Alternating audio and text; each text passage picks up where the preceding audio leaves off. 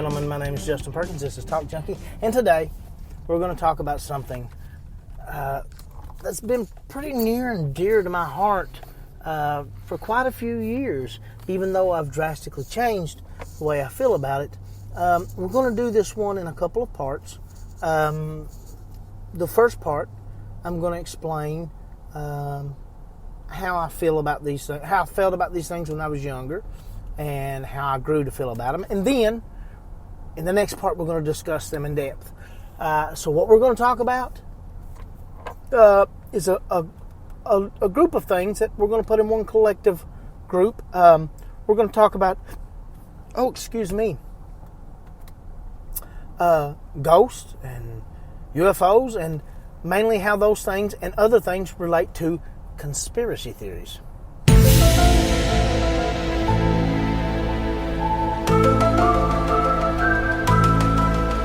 Now, I was born in 1982 in Eastern Kentucky, and I was very much a very imaginative kid, spent a ton of time outside, had a great imagination,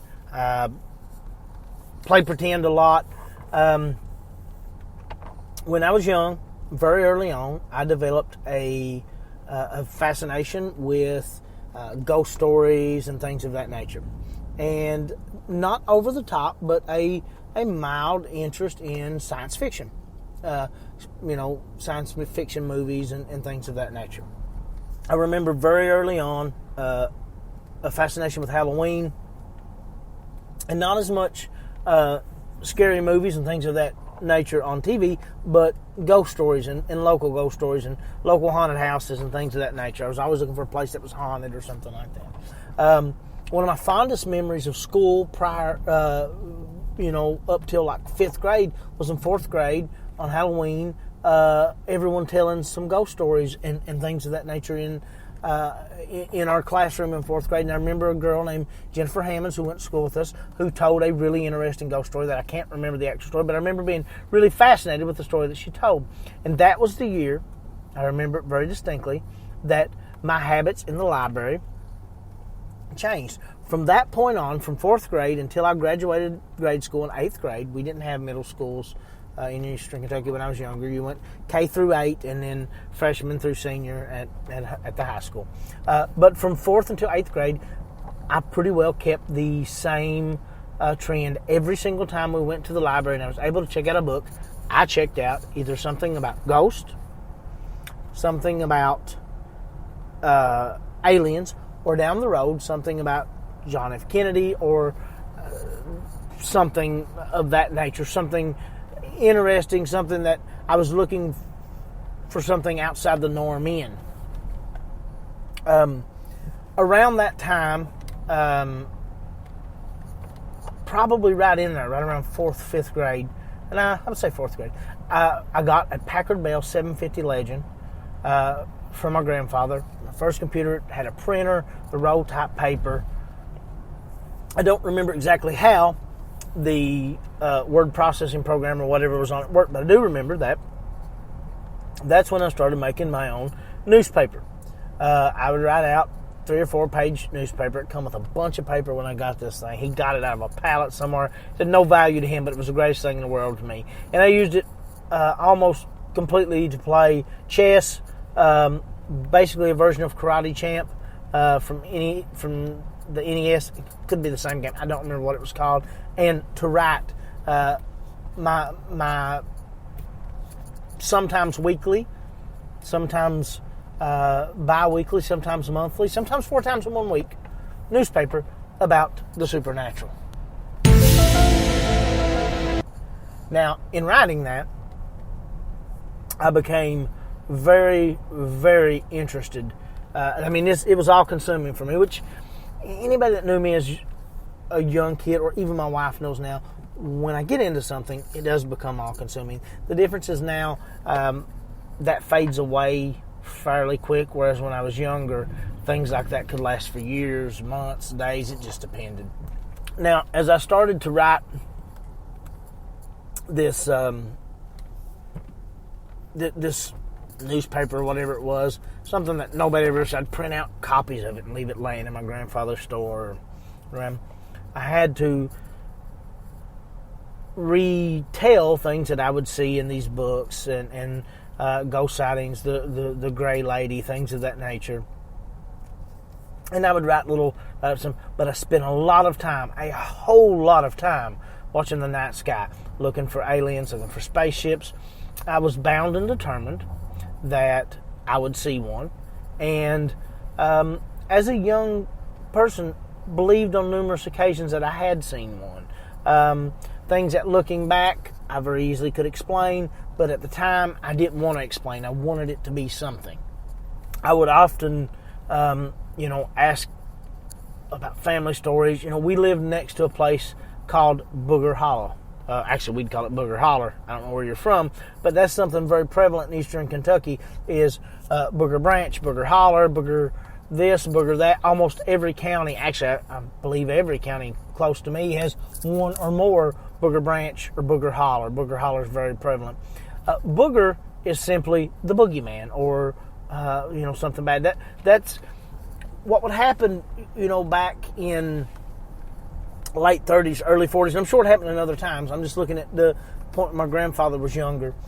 There would be places that parents would not want kids to go after dark or to stray too far from home. That way they could get them in bed early, get them out working early in the morning. So they would say, well, if you go by such and such up here, the booger will get you. Or if you go by Booger Branch, the booger will get you. They get little kids. And they would use this boogeyman or booger to scare kids. And so we lived literally right at Booger Branch, or Booger Holler, even though there were no houses or anything like that in it.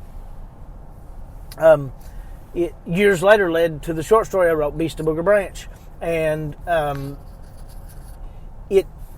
it was an endlessly fascinating thing for me. I remember writing in my magazine about that, but the desire was to see ghosts and to constantly look for ghosts and look for things of that nature.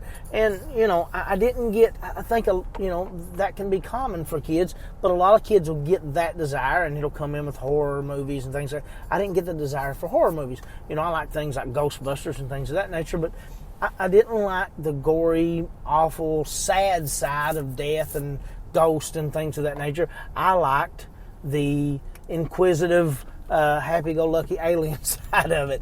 And, I was truly obsessed with this to a very large degree. I would say around 7th or 8th grade,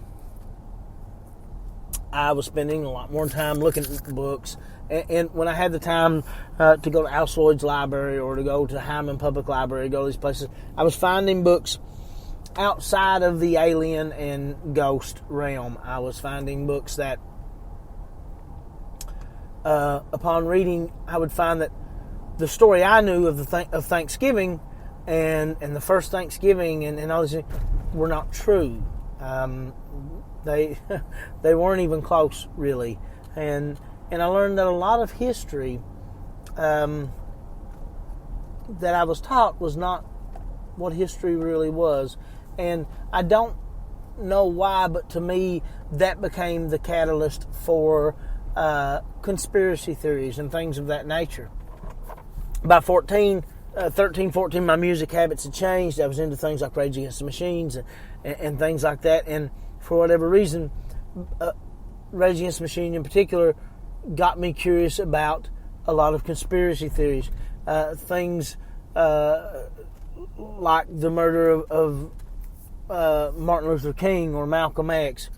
And I become very inquisitive about that and very inquisitive about things like Roswell and things like the JFK assassination, things like the Bay of Pigs, things that I felt the country and presidents and people in the know were very secretive about and very misleading about. I become very interested in the CIA and the FBI and what they were hiding, and that very soon came on to secret societies, and I began a fascination with not wanting to be, but having an interest in things like the Freemasons and the Illuminati and things of that nature. So, as a kid and all the way up until let's say 16, 17, I had a real belief in, again, ghosts, aliens, and conspiracy theories. Solid. No doubt in my mind, this is how I felt. The first one to go, the first one to fall, was ghosts. There was a friend I was very close with. His grandmother died. I would stay all night with him, and they were living in the house that his grandmother had lived in. And she had lived there up till she died. And I'd been there around her. I'd known her. She'd worked at the school, most of my life. There were some weird things happen, probably due to things I shouldn't have been doing as a young adult, altering my mind. But there were a few spooky little things that happened at that house. But one night, I was asleep in the living room. They had a formal living room, like everyone, or a lot of people had. Nobody ever really used. But I was asleep in there. The house was full of kids as usual, and we were all hanging around. So I was about 16, 17. I'm not sure when. In my dream, this person's grandmother came to me and said, "When you die, you die. There's heaven or hell. There's no in between. Nobody's coming back to see you." And I woke up the next morning, and that dream was very clear in my mind. It still is now, over 20-some years later. It's very clear in my mind. And it made sense to me. I didn't believe that was really that person coming to me and saying, I believed it was my subconscious telling me what I knew scientifically, but didn't want to believe because I had an emotional attachment to it, that when you died, you were just dead. If there was somewhere you went after death, heaven or hell, then that's where you were, but there was no in between. It is what it is. You're dead. And there was no... And then I started to look at that objectively, and I have never seen anything that's ever made me question that or ever made me think twice about that there is any possibility of ghosts or anything. I just don't believe it. Now, I will say there's people who I know really believe, and I just think most of them are mistaken, and I don't. I have a friend, I know him well enough to know that he believes wholeheartedly that he saw something that proves to him that it's true. And I know this guy enough to know that there has to be a good reason for him to believe that. Even though I don't believe it, even though I don't see it the way he sees it, even though to me it's not possible. Because of how I know him, I give credit to his... And there would be other people that if I knew that way, I would give credit to. For me, I know that it's not real. It's not true. And it would take actual physical proof for me to feel otherwise.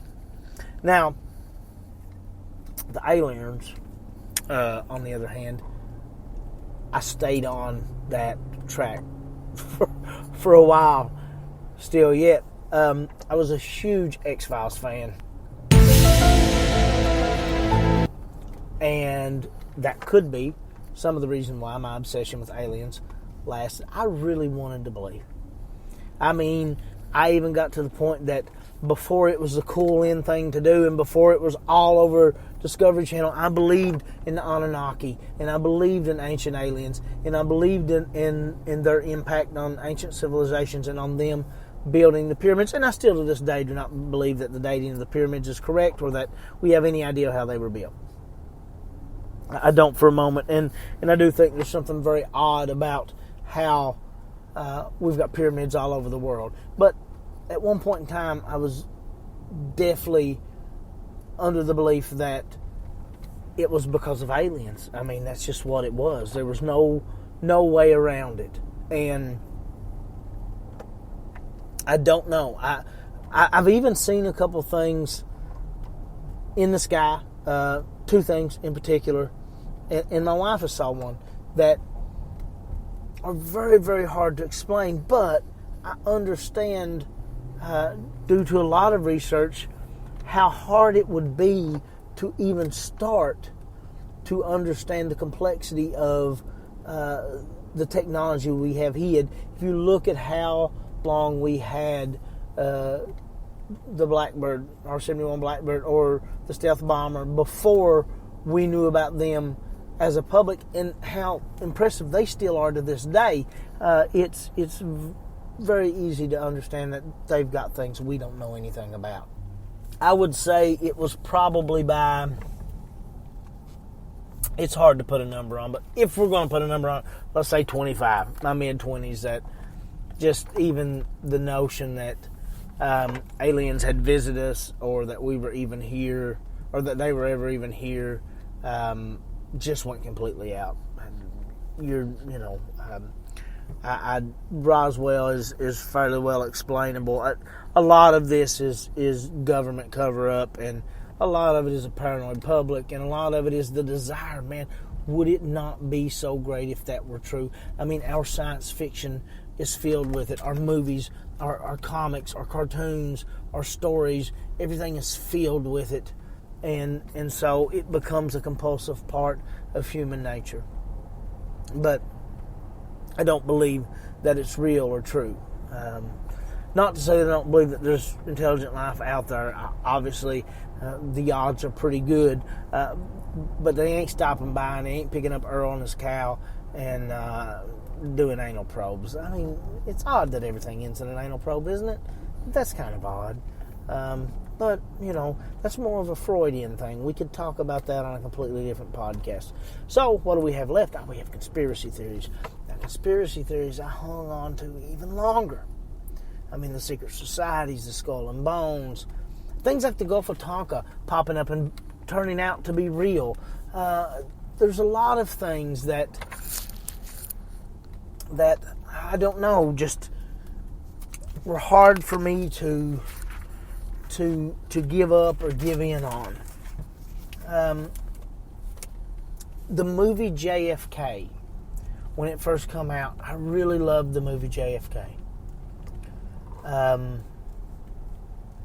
It was years later, after it came out, when I was really researching the Kennedys, because when I get obsessed with things like this, I do a lot of research, I do a lot of reading, I do a lot of digging, I do a lot of looking. And when I looked at factual statements and factual things as compared to the movie, I took the movie as being a accurate historical representation of events. When, wow, I mean, I don't even know what that thing is, but accurate is nowhere on the list of words that you should use to describe it. It is almost completely fantasy. I mean, really, it has so many just made-up parts that even though no one ever sit me down and said, this is what really happened, for some reason it made me untrusting of things. And when I would look at things and look at possibilities, and as science has gotten better and it's been proven, yes, these shots could have been made, yes, when it comes to JFK in particular, the JFK assassination, something's weird there. Was it a mafia hit? Probably. Could have been a lot of things. But do I believe that? I don't know what I believe. It's one of those that I never could get a satisfying answer for. Were the government in on it? Was the industrial military complex in on it? Were the Cubans in on it? Most likely to me. I mean, probably, there are a lot of crime syndicates that wanted to see him dead. I mean, they could have embarrassed him publicly. To be such a hero, he'd done a lot of shady, bad things behind the scenes. So, I mean, it's a crazed gunman doing it could very well justify it. I don't know. But that was something that slowly started to die off, just because the thing about things in this realm that we're talking about, the ghost and the UFOs and the conspiracy theories, is there's always one issue. and that's proof. And there's never really any proof. And the thing about conspiracy theories is they're supposed to be that way. Like that's part of keeping you involved in the conspiracy theory is, oh man, but that's what they do. They do that. Like it's a continual screw job with your mind, you know. I mean, that's the ideal. That's the purpose in it. So I don't know. I never really put a lot of thought into them when I first got into them. I just enjoyed the fact that I knew something that other people didn't know, and I think that's one of the biggest appeals of these things is, hey, you'll know something that nobody else knows. You'll know something that other people aren't privy to. If you believe in these secret agendas and these secret societies, and you believe in these conspiracy theories, you have a knowledge that other people don't have. And I'm very greedy when it comes to knowledge, and that's very appealing and attractive to me. And plus, you know, you can spend your weekends researching a conspiracy theory instead of being out doing something productive, and it's a little easier to do that. So you know, I always thought at a young age, you know, in my early to mid-teens, that somehow going through these books that everyone's seen a million times and reading these stories that everyone's read a million times and looking at these pictures everyone's looked at a million times and going through these diagrams that everyone's seen, that eventually I would find something that no one else had found. I would find something special. I would make a discovery that would just change everything. You know, I'm going to burst your bubble. I never found those things. I never made those discoveries. That's kind of what I think keeps you chasing these conspiracy theories. Is there's never really a reward. There's never really a payoff, and it's the exact opposite. Actually, usually there's only the pursuit. So here I was, this wonderful, strapping young man of, I don't know, however old you are, in about 4th grade, and I get this obsession, this love of the paranormal, of ghosts and conspiracy theories and aliens. They really should not allow me to have buttons. I get this and fall in love with it, and I become totally engulfed in it, and especially the conspiracy theories to a large degree. You know, the political conspiracy theories and what the government was up to. And you know, the sad thing is there's probably some truth behind all those, and that's part of the conspiracy is they convince us that they're not real, and they use us against ourselves, and I don't know. But this is part 1 of conspiracies and paranormal. What we're going to do, at least in the next one, is we're going to look at some of the most popular conspiracy theories. Then, after that, we will see if we have enough stuff left to go in a different direction. I don't know. We're kind of just doing this as we go. Like, subscribe, share. I haven't done that lately. authorjperk@gmail.com is the email if you want to send mail. Jay Perkins is the YouTube page. I don't know. You can find me. I'm out there. I'm on Instagram. I'm on Twitter. I'm on YouTube's. And yeah. Thanks for tuning in. I hope you guys enjoyed it. Get back with us on part 2. We're going to look at some aliens and all kinds of good things.